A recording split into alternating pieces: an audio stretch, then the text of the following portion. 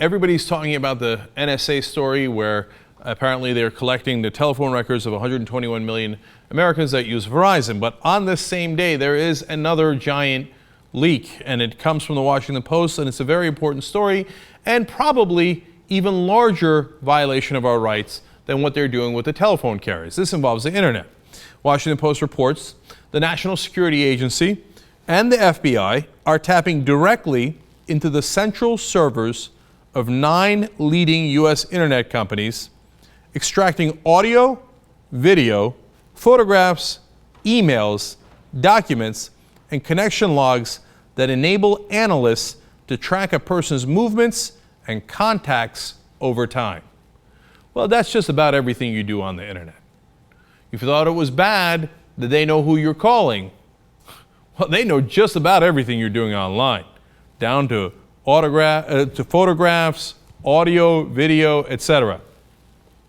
An internal presentation on the Silicon Valley operation intended for senior analysts in the NSA's Signals Intelligence Directorate described the new tool as the most prolific contributor to the president's daily brief. In other words, they use this all the time. Who are they using it on? It's called Prism. That's what this program is called. And they explain there has been continued exponential growth in tasking to Facebook and Skype, according to 41 Prism slides. Exponential growth. Now, which companies are cooperating with the government on this? Microsoft, Yahoo, Google, Facebook, Paltalk, AOL, Skype, YouTube, Apple. That's a pretty significant list. Now, of course, they all say, well, we have to. The government makes us do it. Well, Twitter doesn't do it. And now Twitter is incredibly public to begin with, but they do not give information to the government. In fact, Apple didn't for 5 years. So for 5 years, apparently they thought, no, we don't. I'm not going to give you the private information of my users. They do now. Who's at fault? Is it the government? Is it these companies? I would say largely it's the government. I don't know to what degree they are compelling these companies to do it, but these companies should fight them anyway. They should fight them in court. It's not like Google and Facebook don't have enough money. It's not like they couldn't stand up for their consumers and their customers if they wanted to in court. It's that they think, well, this government is too powerful and I don't want to stand up to them. The Silicon, and again, this is the Washington Post reporting. This is not a fly-by-night operation. This is not some blogger somewhere, and they have the actual slides used in these Prism demonstrations. They continue to explain.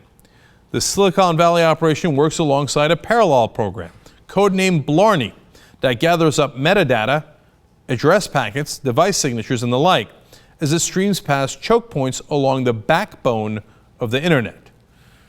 Now, of course, from time to time, these large internet companies will say, oh, this whole idea of a backdoor to the internet where we let the government see all of our materials is ridiculous, except for the fact that we now know it's totally true. And they will make excuses from time to time. Well, the information we passed along is not necessarily identifiable with a specific person, unless, of course, you asked.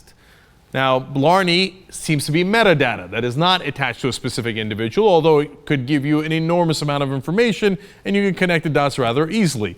But Prism is something else. That is where they are literally looking into your Skype calls and could get audio, video, and even the things you're typing but haven't yet sent. The first draft of an email that you later decided was a bad idea and you erased and never sent. It doesn't matter. They already have it. I'm not the one saying it. It's the intelligence officials saying it. In fact, finally, the Washington Post quotes a career intelligence officer who says, they quite literally can watch your ideas form as you type. How's that for big government? And how's that for change? This is the guy that ran on the idea that he would not do civil liberties abuses as the Bush administration had. Turns out he took the civil liberties abuses of Bush and doubled them and tripled them. As James Bamford, covering the NSA for a long time, one of the best reporters on this, has said, He took the Bush programs and put them on steroids. Change on the outside, continuity on the inside. Obama is not who you think he is.